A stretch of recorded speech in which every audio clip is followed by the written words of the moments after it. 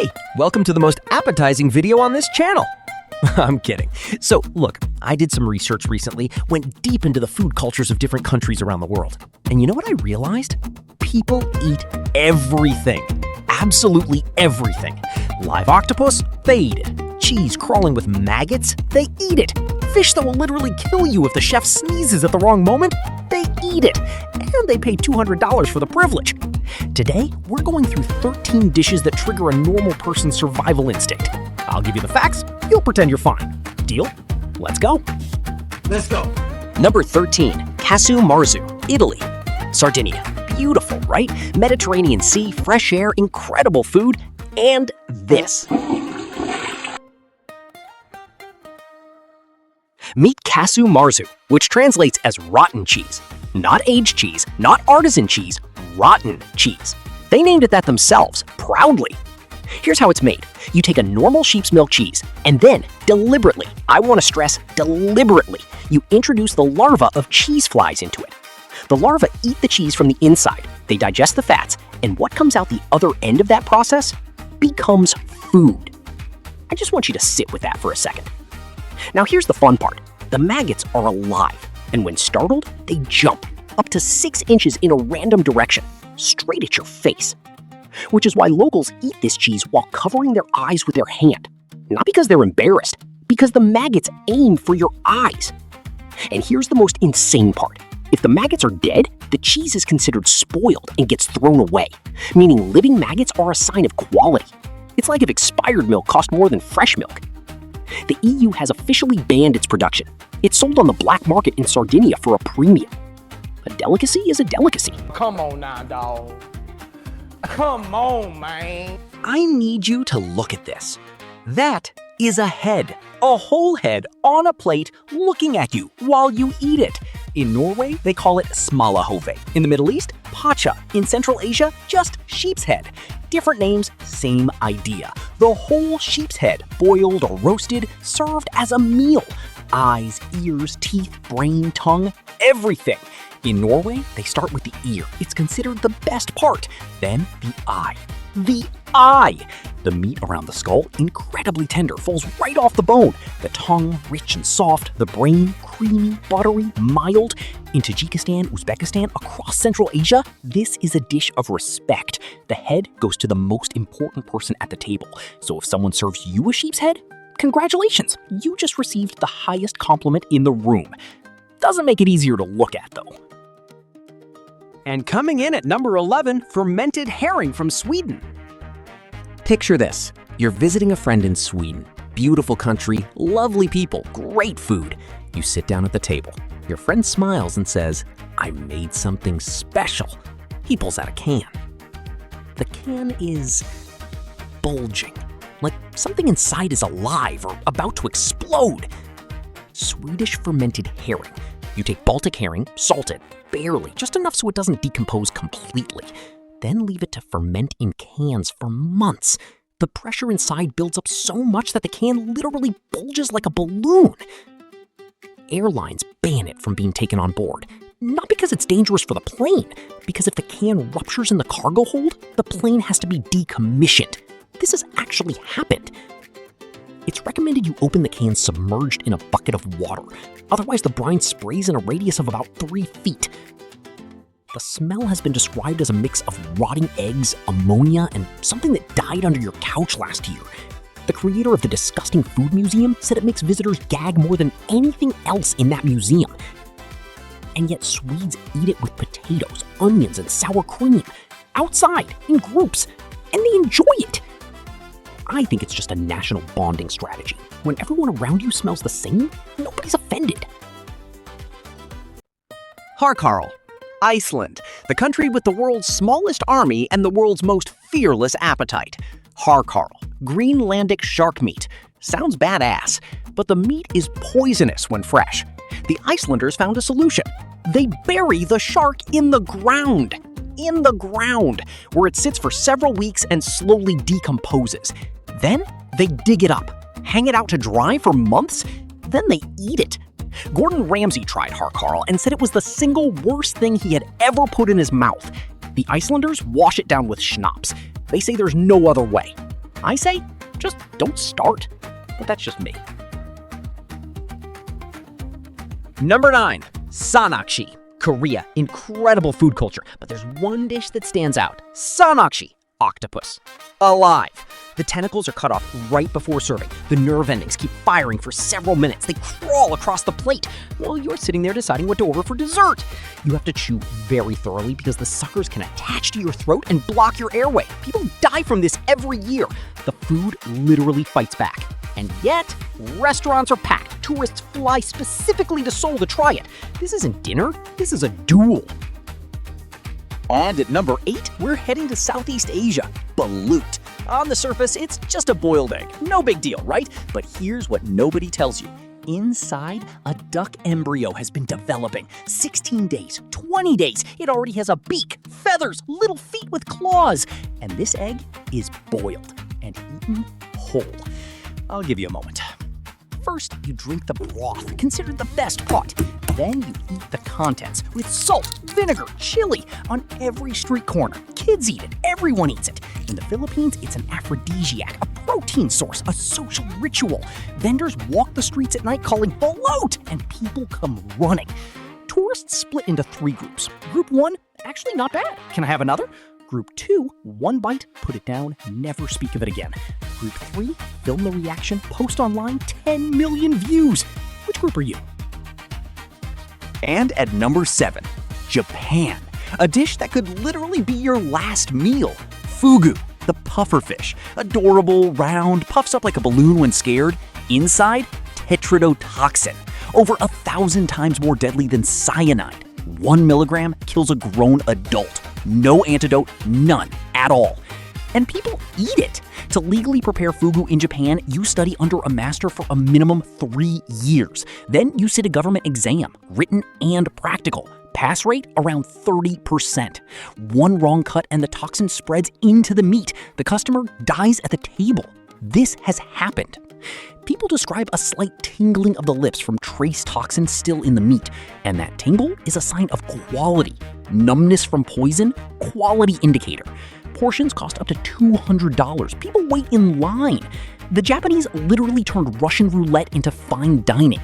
Probably both terrifying and impressive. I honestly can't decide.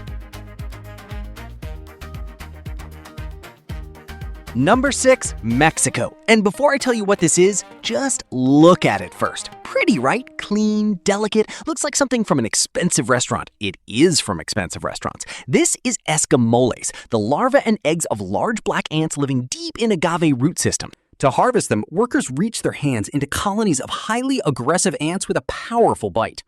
Season lasts only a few months. Price up to $100 per kilogram. In Mexico, they call it insect caviar. The Aztecs ate it thousands of years ago. This dish predates the Spanish conquest of Mexico. Flavor? Creamy, nutty, buttery. Typically sauteed in butter with garlic, chili, herbs, served in tacos or quesadillas. If someone gave this to you without telling you what it was, you'd eat it and ask for more. The only barrier is the knowledge. It's psychology, not taste. Number 5, and we're going to China, and I want to warn you, this one is going to require a moment. We've talked about cheese with maggots, shark buried in the ground, a boiled egg with a duckling inside. I thought I was ready for anything on this list, and then I found this. In the city of Dongyang in Zhejiang province, eastern China, there is a spring tradition that has been going on for centuries. Every year when the weather warms up, vendors set up large pots on the street. Inside those pots, eggs are boiling, slowly, for hours. Normal enough so far, but these eggs aren't boiling in water. They're boiling in urine.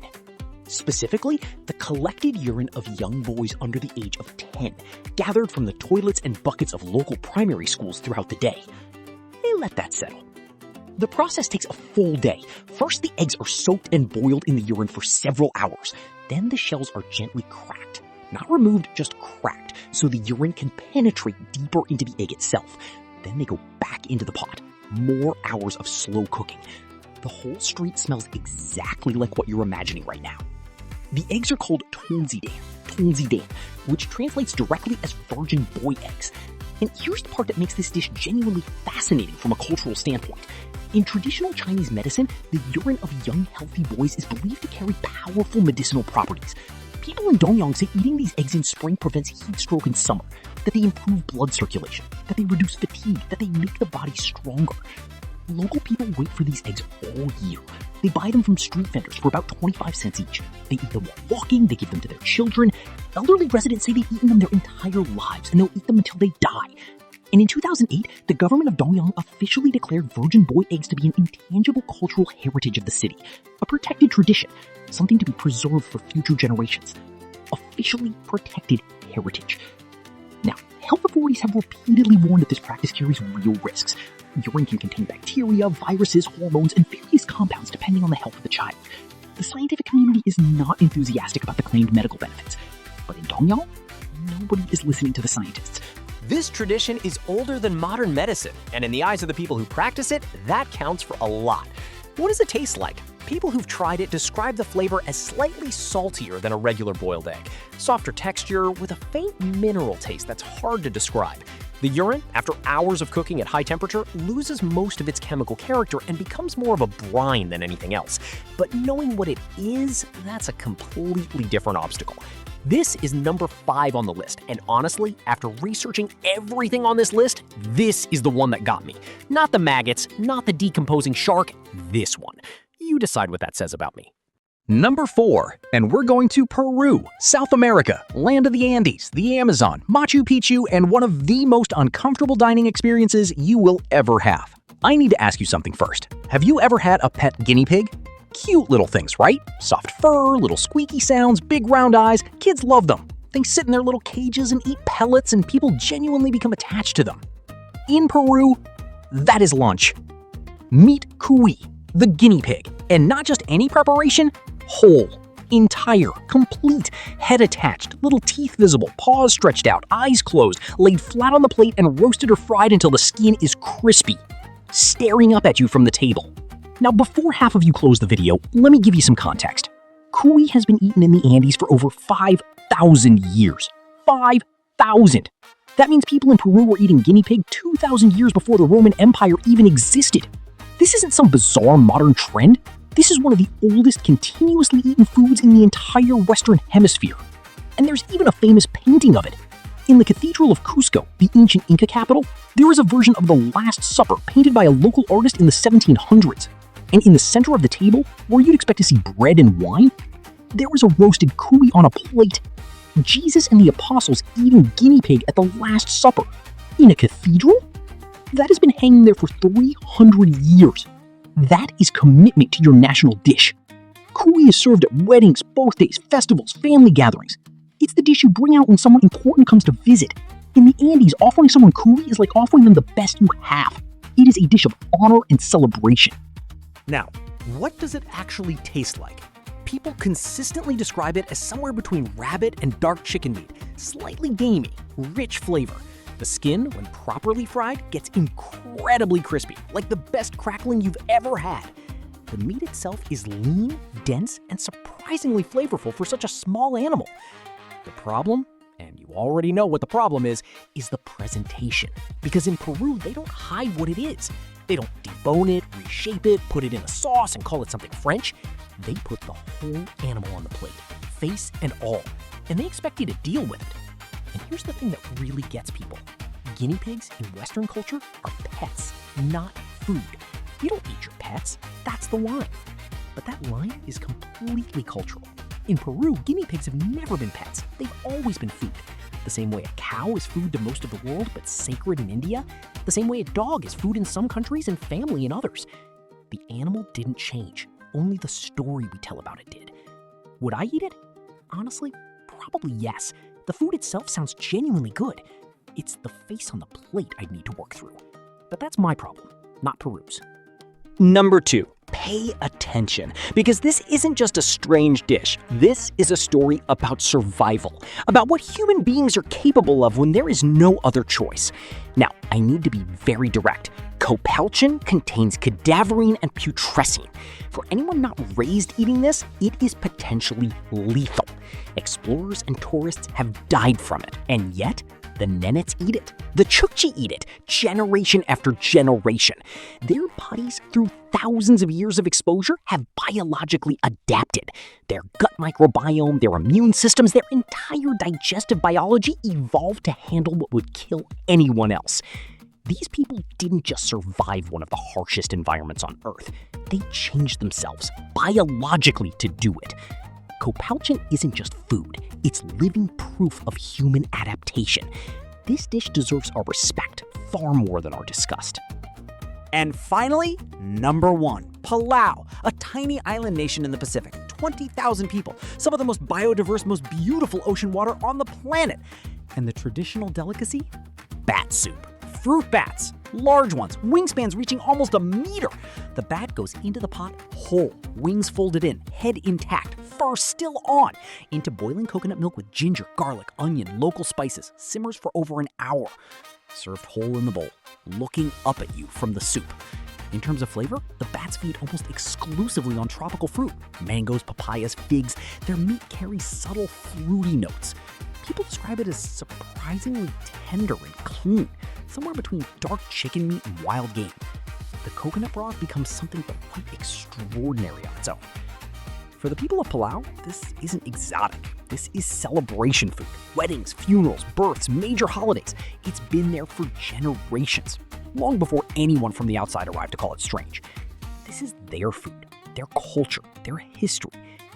And we talk about it with respect. 13 dishes, 13 countries. And one question running through all of them: what is disgusting? Because none of these foods are disgusting by nature. They're just unfamiliar. Every dish on this list was created by someone who was hungry or creative or deeply connected to the land and sea around them. And every dish is loved, genuinely, deeply loved by the people who grew up eating it. That's worth thinking about.